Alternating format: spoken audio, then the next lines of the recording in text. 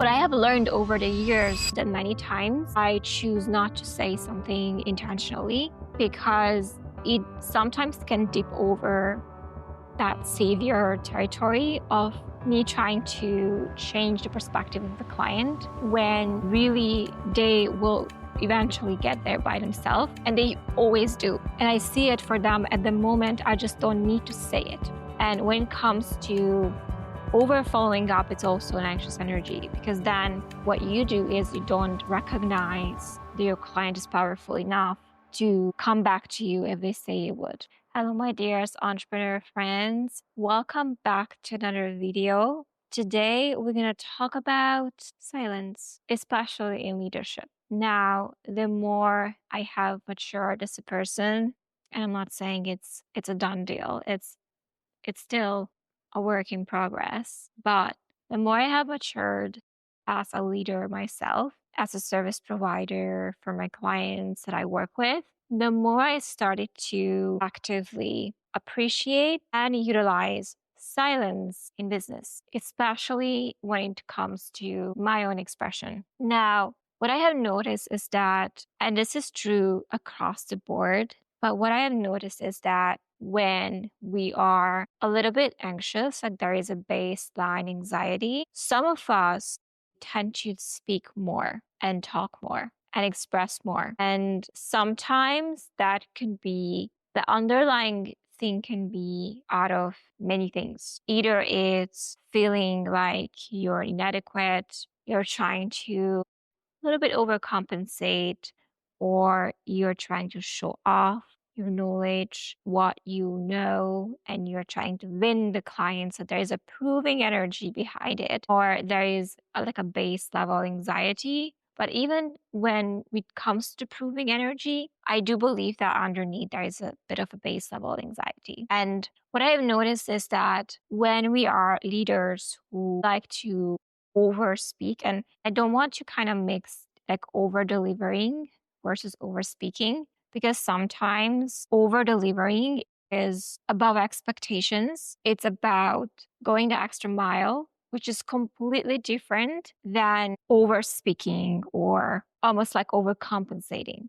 I think that's a different lane. So I don't want us to mix those two together. I want to talk about this aspect when we feel that we need to express more and speak more. Now, I also want to dissect it into two sections. The first one would be in terms of a sales conversation, and the second would be after someone comes to you in terms of a consultation, or you are reporting or debriefing. So in terms of a sales conversation, what I have found is the more you speak, the less confident you will come across, very simply because it's more about measuring and understanding when to speak and when to listen and take notes. And the more you can hold back your silence and ask people questions to kind of prompt them a little bit so you understand more, the more you are in the observation and understanding role, which I believe that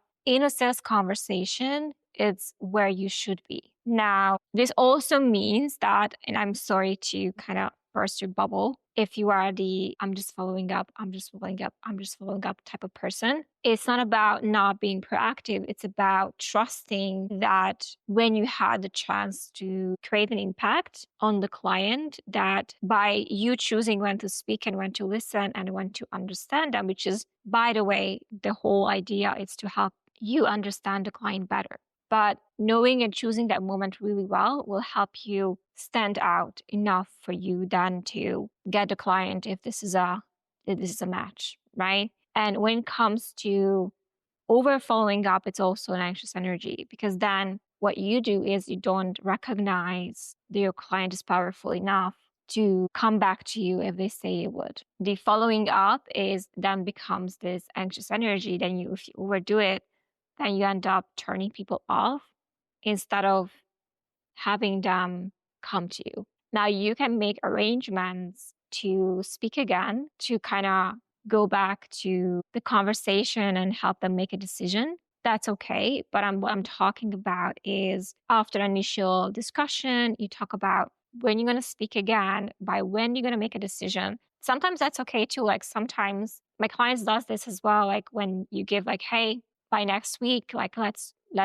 talk again. Let's see, like let me know by Wednesday, by this date. Like by having you put that timeline for them to come back to you, it helps you to not just be in the dark and uncertainty and kind of have that urge to speak and to fill the voids kind of like dialed back completely. Okay. So that's something I wanted to kind of put that out there, that it's by you wanting to understand, it's by you measuring and holding back and knowing when to do that. You're gonna come across as much more valuable than if you were just blubbery blob over someone. I think I talked to you guys about my chiropractor experience when I went to this chiropractor, and he was talking so much and he went on tangents that I just was so like confused instead of feeling heard and understood. And I think sometimes when we overspeak, I think that could also be confusing people. So that's another reason not to do it, and just to be silently listening and observing and taking notes and understanding and prompting, line prompting. I think the more you can become a person who is okay with silences, the better you're when you speak with impact and gravity, the more that can be respected. So this is a vibe, guys. Another thing that we talked about is like after you already have a client and they work with you, they pay you your retainers, like there's a relationship already. And what I have found and learned over the years is the same thing. Like many times, I noticed that when they hire like third party service providers, they tend to just use the calls to like, sometimes to how you set up those catch up calls or reporting calls, use them to just blubbery blob and talk about the results. And, instead of slowing down and asking questions from the client and their experience, inexperienced service providers, they would just talk all over the client instead of slowing down, because there is also the base level anxiety of almost like trying to conceal something, sometimes lack of result, sometimes anxiety, sometimes the fact that they are just not knowing what to say. So they just say whatever comes to their minds, right? So that sometimes, and I also observe there is a mismatch between the conversation itself and they can go off tangents as well that are not related to the conversation, and observe clients getting upset about it and just be like, okay, we're good here. Like, especially when you're busy and you are working with clients who have like bandwidth issues, like they need you to just, when you speak, you say what you need to say and then zip it and then let them be. And sometimes that can be an overextension, overstaying in a conversation longer than you should be. I think that's a skill itself to recognize when the conversation fizzles out and when you need to wrap it up and keep moving, right? And if the client has to do that for you, then you probably have done this wrong. Just a cue. You missed a cue, probably.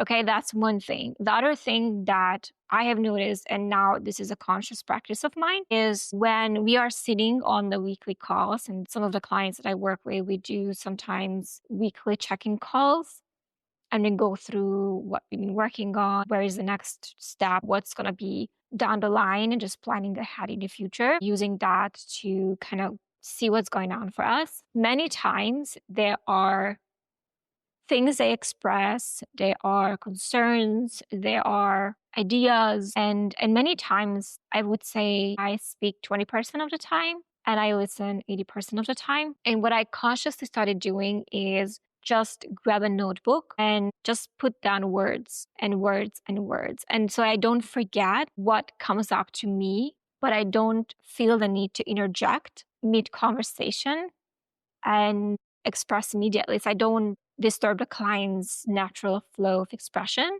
What I like to do is just words, and then I speak when they're like, okay, what do you think? So that is a cue as well that you need to look for. And then I kind of try to structure and put like more weight behind my points instead of saying everything. And another thing which I have developed as well in terms of my silence is there are things sometimes I note down that are not to be mirrored back to the client right away, or they are not to be spoken about. So what I have learned over the years and as I was honing on my skills of listening and emotional intelligence is that many times I choose not to say something intentionally because it sometimes can dip over that savior territory of me trying to change the perspective of the client when really they will eventually get there by themselves and they always do. And I see it for them at the moment. I just don't need to say it. So I can trust that they will get there and they will see the perspective eventually. And I don't have to interject and react to every single share and every single line and every single turbulation and emotional, processing thing. I don't have to always respond to those. Those sometimes can just be left alone. And I can then focus on what's really is important from this, like what do we need to focus on and reflect those parts. But I think that also is something that you can develop over time as you're helping people, as you are consulting or working together with clients for a long time, is that when to speak, when to let them be, and when to share, and when to choose silence over not sharing something because you trust that they will eventually get there. What I sometimes like to do, and I think this is such a good way of being, is I like to plant seeds. And what I like to do is use my own example. I think those are the most powerful seed planting exercises when you do believe there is something that you feel that is very strongly in misalignment for the client right now, but you don't want to interject and kind of save them from their lessons. What you can do is just talk about your own example and just say, like, in my business, or what I have found was this, and I did this and this happened. Like that, those are planting seeds instead of you trying to tell them what to do.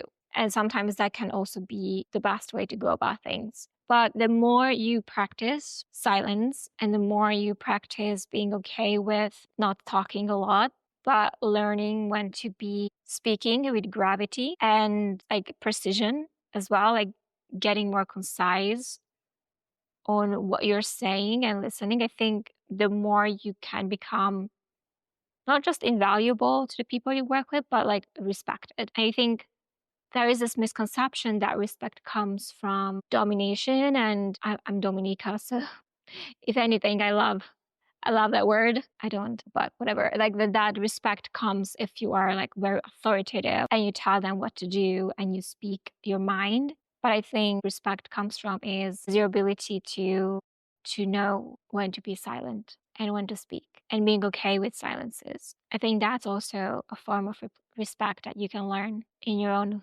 quiet leadership way. We do go deeper into honing into this emotional intelligence piece of the silence inside of the human to human program. I do want to bring this point home. I do believe that this is something you can learn if you tend to be blubbering a lot, and anchoring a little bit into how to be okay with this and how to be a better listener and develop your emotional intelligence skills to do so.